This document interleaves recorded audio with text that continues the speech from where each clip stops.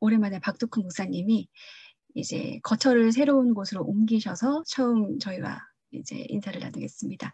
오늘 말씀 사랑, 역사를 진보시키는 힘이라는 제목으로 말씀 전해주시겠습니다.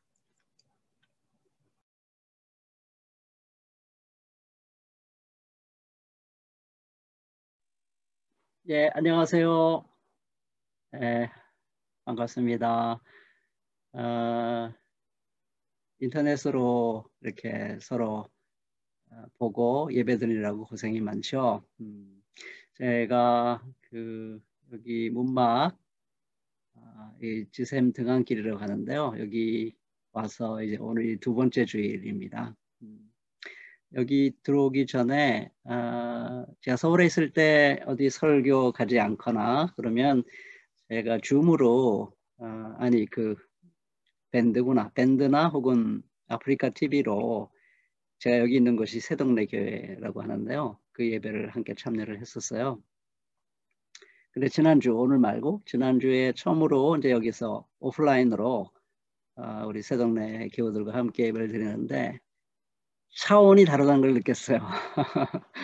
아프리카 TV를 이렇게 보면서 찬양을 집에서 부르면 크게도 못 부르고 이웃집 방해될까봐. 그래서 예배 드리는 건지 안 드리는 건지 잘 모르는 느낌이 드는 순간들이 있었어요. 근데 역시 여기 와서 오프라인으로 한 지붕 아래서 서로 얼굴을 보면서 예배를 드리니까 완전 다른 예배를 드린 것 같은 느낌이 들었어요. 정말 속히 우리 새마음교회도 새마음교회뿐만 아니라 우리 모든 교회들이 서로 얼굴을 보고 눈길을 마주치고 손을 잡고 어깨를 도닥여주고 이렇게 서로의 그 사랑의 기운을 또 전달하고 전달받으면서 예배를 드리는 그날이 속히 오기를 바라는 마음 간절합니다. 그리고 코로나 때문에 경제적으로 많이 어려움을 겪는 이들이 우리 새마음교회들 가운데 있을 텐데 하나님께서 은총을 주셔서 잘 견디게 해주시고 또 서로 도우면서 함께 뚫고 나갔으면 참 좋겠습니다. 예, 오늘 저는 여러분들과 함께 우리 고린도전서 13장 6절의 말씀으로 그 은혜를 나누고자 합니다. 사랑이 어떻게 역사를 발전시키는, 역사를 아름답게 나아갈 수 있도록 이끌어가는 그런 힘이 될 수 있을까? 저는 바로 이 말씀에서 그 뜻을 찾았습니다. 사랑은 불의를 기뻐하지 않고 진리와 함께 기뻐하기 때문에 그래, 우리가 정말 진실로 하나님의 사랑을 알고 예수님의 사랑을 알고 그 사랑으로 우리가 진실로 우리 이웃을 또 주변을 온 세계를 또 힘겨운 사람들을 정말 진실로 사랑하게 되면 그 사랑의 힘으로 역사를 좀 더 아름다운 방향으로 전진시킬 수 있구나 하는 것을 깨닫게 되었습니다.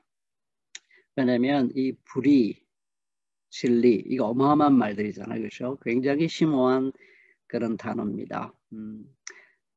이것은 인간의 삶 전체를 포괄합니다. 그렇죠? 불의와 진리는 인간의 삶 전체를 포괄합니다. 우리 개인의 삶뿐만 아니라 모든 사회생활, 정치, 경제, 문화, 윤리, 그리고 좁은 의미의 종교 영역에 걸쳐서 두루두루 관여되는 것이 바로 불의고 또 진리입니다.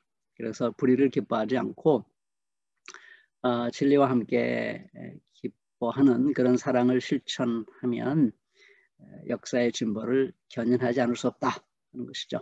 이제 그 말씀을 좀 더 천천히 살펴보도록 하겠습니다. 사랑은 불의를 기뻐하지 않습니다. 왜 그러냐? 왜 사랑은 불의를 기뻐하지 않느냐? 여러 가지로 생각할 수 있겠지만은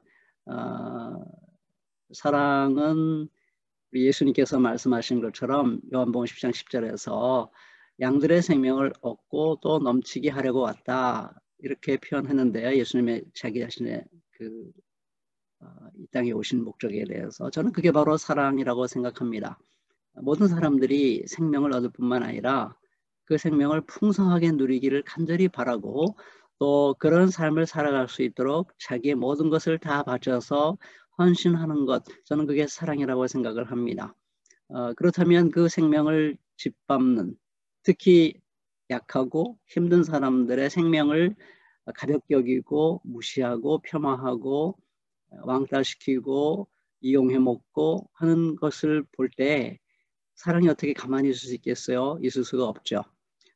그런 불의를 기뻐하지 않을 수가, 기뻐할 수가 없고 기뻐하지 않게 될 수밖에 없는 것이죠. 더군다나 사랑은 공감 능력입니다. 공감. 우리 공감이라는 말 참 중요한 말인데요.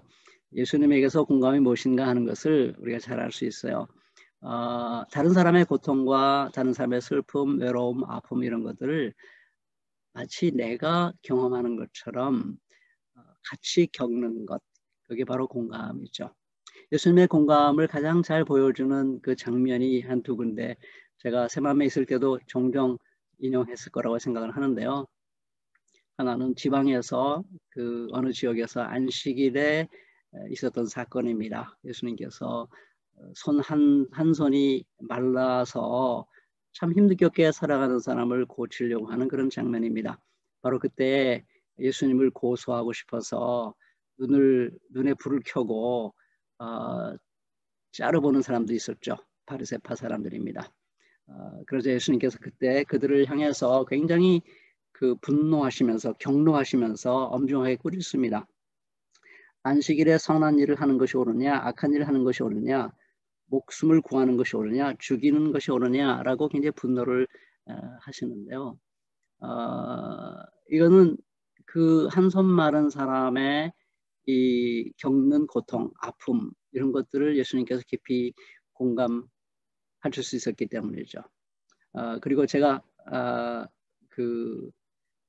또 한 번 강조하지 않을 수 없는 것은 예수님께서 나사로가 죽었을 때 그 주변 사람들이 슬퍼하는 걸 보고 예수님이 굉장히 슬퍼하시면서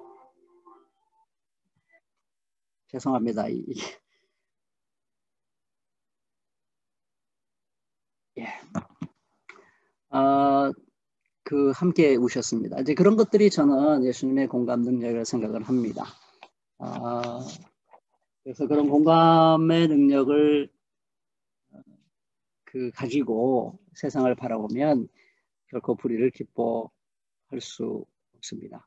또 예루살렘에서도 마찬가지죠.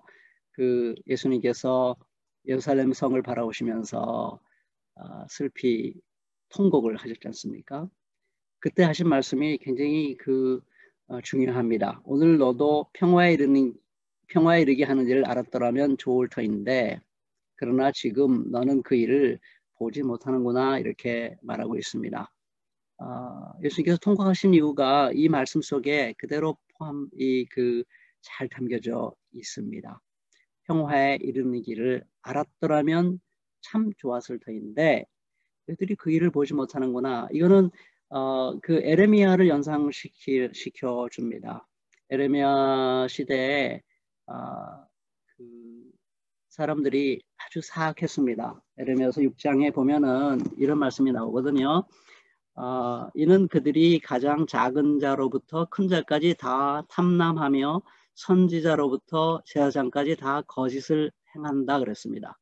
그들이 내 백성의 상처를 여기 옛날 개역 번역에는 심상이 고쳐주며 그랬는데 이게 건성으로 고쳐주는 겁니다. 그리고는 말하기를 평하다 이렇게 말했거든요. 근데 에레미야가 볼 때 거기에 평화가 없었어요.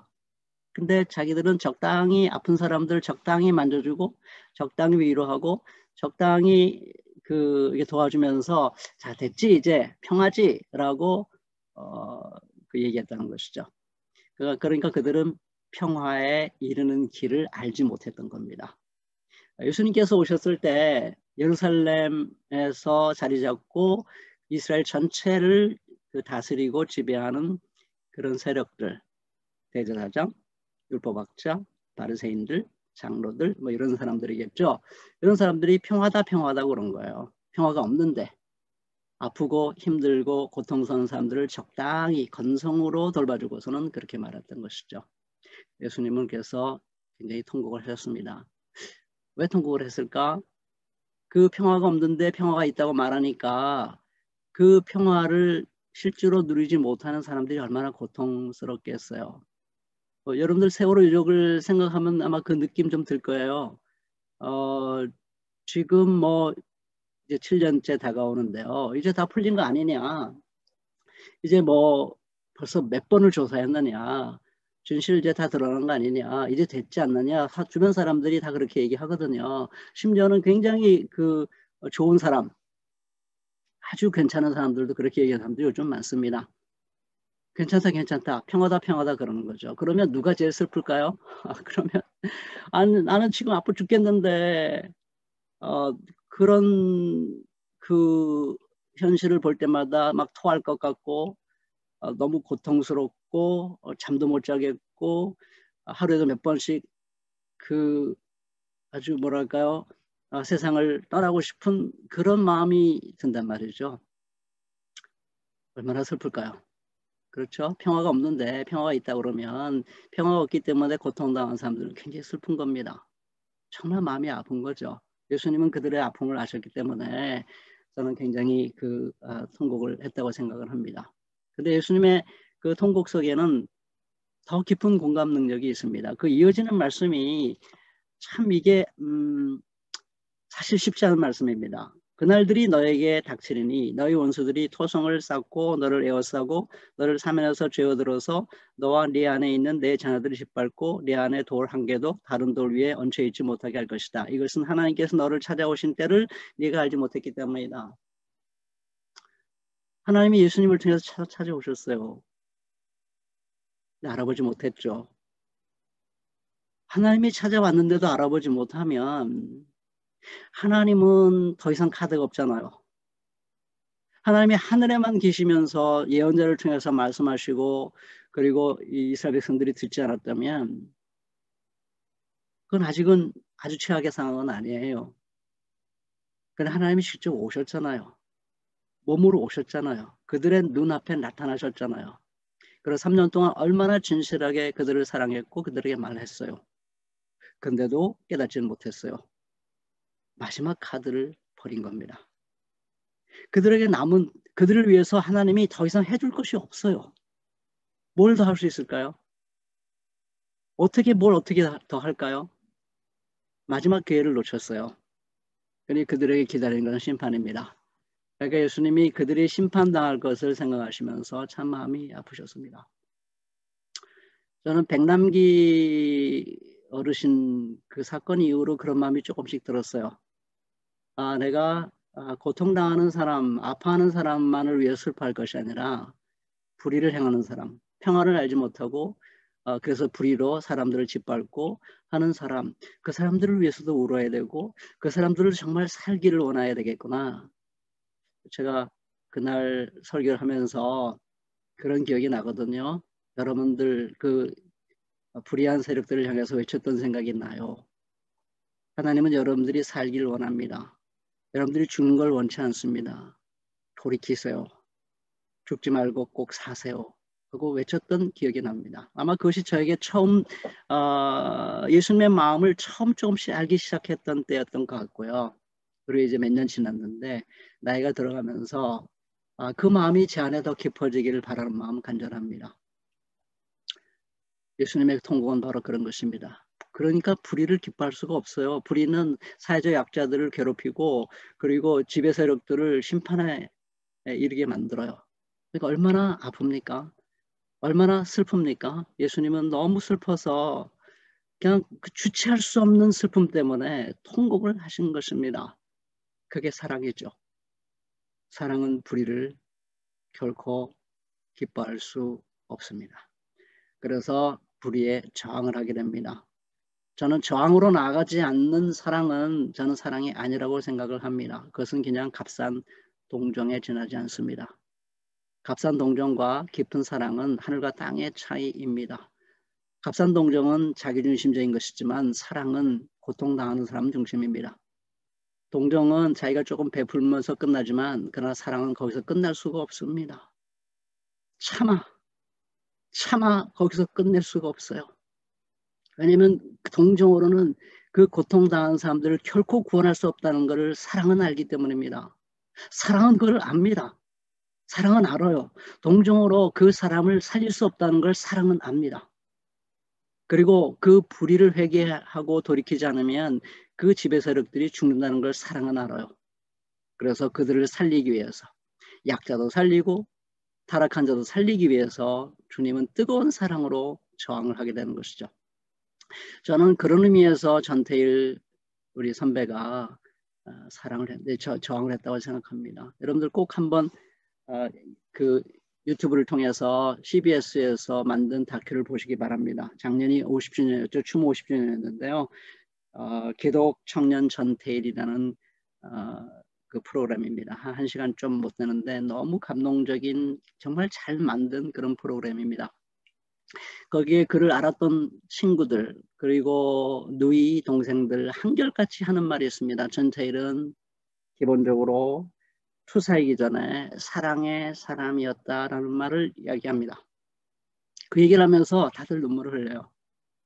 왜냐하면 전태일의 그 여공들을 향한 주변의 나약한 자들을 향한 그 사랑이 느껴졌기 때문입니다. 오늘날의 노동운동, 민주화운동은 전태일을 빼놓고는 생각할 수가 없습니다. 거기서 출발된 겁니다. 민중신학도 거기서 출발했습니다. 우리 복음주의도 복음주의의 사회참여의 의식도 바로 거기서 출발한 겁니다.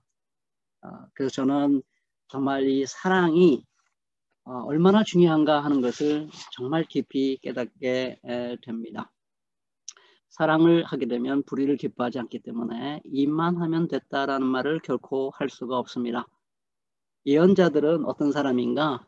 이만 하면 됐다라고 결코 말할 수 없는 사람들이 예언자들입니다. 이만하면 괜찮지 않냐? 이만하면 평화가 있는 거 아니냐라고 말할 때 예언자들은 거기에 동의하지 못합니다. 아무리 세상이 그럴듯하게 성장하고 아름답게 발전한 것 같아도 예언자의 눈길은 예언자들의 가슴은 그 사회에서 그 땅에서 가장 아파하는 사람들 속에 항상 있기 때문에 예언자의 언어에는 이만하면 됐다라는 말이 있을 수가 없습니다. 평화가 있다고 말할 때 아니야 평화가 없어 아직은 아니야 라고 말합니다. 예레미야가 그랬고 예수님이 바로 그랬습니다. 그래서 그 당시에 사람들은 예수님을 보면서 이분은 예레미야 같은 분이구나 라고 느꼈던 것이죠. 여러분 지금 대한민국은 많이 좋아졌습니다. 뭐 요즘 BTS, 손흥민, K방역, 뭐 이 경제의 기반 시설 또 무슨 전 세계 총량으로 10위권 뭐 대단하게 눈부신 발전을 해왔습니다. 저는 굉장히 감사합니다. 눈부시게 발전해온 거 저는 감사합니다. 그래서 우리는 새로운 세계를 향해 나갈 수 있는 기초가 다져졌기 때문입니다. 그러나 그렇기 때문에 이만하면 됐다라고 말하는 것은 사랑이 아닙니다. 여러분 지금도 고통당한 사람이 너무 많습니다. 우리 얼마 전에 백기환 씨가 우리 곁을 떠났죠. 그가 마지막으로 남긴 말들이 여기저기서 들려오는데요. 김진숙 힘내라. 김미숙 힘내라. 용균이 엄마죠. 김용균 엄마. 그리고 너네 맥이 세상. 너도 일하고 나도 일하고 너도 잘 살고 나도 잘 살되 함께 올바로 잘 사는 우리들의 번날에 우리들의 세상 그 얘기를 마지막까지 하면서 갔습니다. 여러분 그 중대재해 기업 처벌법을 만들어 보려고 그렇게 수많은 사람들이 십수년 동안 노력해왔고 그리고 금 28일 동안 우리 그 김미숙 씨와 또 이한비 PD 아버님이 금식을 했지만 걸레 같은 법을 만들었습니다. 적당히 만들어 놓고 이만하면 됐지라고 말하는 겁니다. 평화지라고 말합니다. 백기환 선생님은 그럴 수 없었죠. 아니야 아직 아니야. 이게 바로 예언자의 마음이고 저는 그것이 사랑이고 그것이 예수님의 마음이라고 생각합니다. 그런 사람만이 역사를 진보시킬 수 있습니다. 불의를 기뻐할 수 없고 불의에 저항하기 때문에 그런 사람을 통해서 역사는 진보하게 되는 것이죠. 근데 결코 쉬운 일이 아니에요. 굉장히 어렵고 외롭고 힘든 길입니다. 그래서 그 다음 말이 중요합니다. 사랑은 진리와 함께 기뻐합니다. 이 말이 너무너무 중요합니다. 왜 불의를 기뻐하지 않으며 정의와 함께 기뻐한다고 말하지 않고 진리와 함께 기뻐할까? 그것은 불의 때문에 진리를 깨닫지 못합니다. 머리가 나빠서 진리를 깨닫지 못하는 게 아니에요. 배우지 못해서 진리를 깨닫지 못하는 게 아닙니다. 불의를 사랑하는 사람은 진리를 만날 수가 없어요. 그러나 불의를 기뻐하지 아니하고 정의를 사랑하면 그 사람은 진리가 무엇인가를 알게 됩니다. 뭐가 가짜 뉴스고 뭐가 진짜인지를 구별할 수 있는 힘은 바로 거기서 나오는 것입니다. 얼마나 많은 머리 좋은 사람들, 얼마나 많이 배운 사람들이 거짓 뉴스를 좋아합니까? 그것은 그들이 불의를 기뻐하기 때문입니다. 불의를 기뻐하지 아니하고 정의를 기뻐하는 사람은 진리를 압니다. 그리고 저는 여기 핵심은 진리와 함께 기뻐한다는 거예요. 진리는 단순히 우리의 머리 세계에서 상상해내는 그리고 만나는 개념이 아니에요. 진리는 인격입니다. 하나님 자신이고 예수님 자신이에요. 스데반이 진리와 함께 기뻐했습니다. 마지막 순교 직전에 하늘의 영광을 보고 하나님 우편에 서 계신 예수를 만났습니다. 진리와 함께 기뻐하는 것이었죠. 그 기쁨 때문에 그 십자가의 길 끝까지 갔습니다. 예수님이 오늘 요한복음 15장에서 내가 이 말을 하는 것은 내 기쁨을 너희 안에 있게 하고 너희 기쁨이 충만하길 원한다 그랬어요. 여러분, 제 아들이 예수님의 길을 따라가야 됩니다. 얼마나 어려운 길이고 얼마나 고되고 힘든 길입니까? 불의에 저항해야 되는 길입니다. 수많은 사람들에게 모욕을 당하고 비난을 받고 외로운 길입니다. 어떻게 그 길을 끝까지 갈 수 있을까요? 기쁨이 없이는 갈 수가 없어요. 분노로만 되지 않습니다. 분노라면 결코 되지 않습니다. 분노의 힘만을 갖고 역사를 진보시키려 한 사람은 얼마 못 가서 무너지고 쓰러지고 그리고 심하면 변절하고 기회주의자가 됩니다. 냉소주의에 빠집니다. 그러나 기쁨이 있으면 그렇지 않습니다.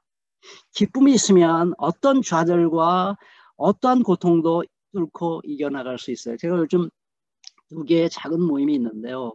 길동무라는 모임과 참새들이라는 모임인데요. 그 작은 모임에서 함께 만납니다. 이 참새들이라는 모임은 주로 젊은 사람들 중심이고요. 길동무는 주로 나이 많은 교육자들입니다. 그것이 저를 끌어가는 힘이에요. 왜냐하면 그들을 만나면 거기서 함께 진리를 발견하게 되고 진리와 함께 그들과 함께 기뻐하게 됩니다. 함께 기뻐하면 동지와 함께 기뻐하면 외롭지 않아요. 어떤 길도 갈 수 있습니다. 그런데 진리이신 하나님과 함께 할 수 있다면 그것은 정말 놀라운 힘입니다. 근데 어떻게 그런 기쁨을 진리와 함께 기뻐하는 기쁨을 누릴 수 있을까? 예수님께서 하신 말씀이 내 계명을 지키면 내 사랑 안에 머문다고 그랬어요. 나도 하나님의 계명을 지켜서 그 사랑 안에 머문다고 그랬어요. 그 사랑 안에 머문다는 것은 그 주님과 내가 친밀한 교제를 한다는 것입니다. 너의 그 계명은 뭐냐? 하나님이 나를 사랑한 것 같이 너희도 서로 사랑하라. 사랑입니다. 우리가 진실로 하나님의 사랑을 깨닫고 하나님을 사랑하고 이웃을 사랑하고 사랑의 길을 걸어가다 보면 우리는 주님의 사랑 안에 머물게 됩니다. 주님 안에 머물게 되고요. 주님이 내 곁에 정말 가까이 마치 스데반이 하나님의 영광을 보고 예수님 하나님 우편에 서 계신 예수님을 본 것처럼 그렇게 가깝게 하나님의 영광을 가슴으로 느끼게 되고 예수 그리스도와 함께 걸어가게 됩니다. 그 놀라운 기쁨, 주님과 함께하는 기쁨, 진리와 함께하는 기쁨, 그 기쁨은 우리 안에는 모든 슬픔과 우리 안에는 모든 절망과 모든 낙심과 외로움을 깨끗이 털어줍니다. 그리고 그 지금까지 걸어온 길도 은하수를 건너온 같은 먼 길을 건너온 것 같고 앞으로 갈 길도 너무너무 멀게만 느껴지지만 그러나 그 길을 오늘 마치 첫 발자국을 떼는 것처럼 신혼생활을 처음 시작하는 것 같이 그런 전율을 느끼면서 말할 수 없는 기쁨과 감격으로 새로운 마음으로 그 길을 걸어갈 수 있는 것입니다. 사랑은 너무나 귀하고 아름다운 것입니다. 우리 사랑하는 새마음교우들에게 늘 사랑이 넘치기를 원합니다. 저는 새마음이 너무너무 좋은 말이라고 생각합니다. 제가 이곳에 와서 이 문막에 와서 오늘 아침 기도하는데 가장 간절한 마음이 새마음을 잊지 않게 해달라는 것이었습니다. 여기 너무 좋거든요. 너무 좋은 사람에게 둘러싸이고 시골이고요. 너무 행복해요. 바로 이런 곳에서 내가 그냥 안주해버리면 저는 제 인생은 끝난 겁니다. 새마음은 사랑입니다. 하나님 사랑, 이웃 사랑입니다. 이 새마음을 간직할 때만이 이 새마음을 내 마음속에 뜨겁게 간직할 때만이 우리는 불의를 기뻐하지 아니하며 진리와 함께 기뻐하는 길을 갈 수 있으며 그래서 역사를 진보시키는 길을 걸어갈 수 있을 것입니다. 우리 새마음교우들이 그 길을 잘 걸어갈 수 있기를 오늘 간절히 축원드립니다. 감사합니다.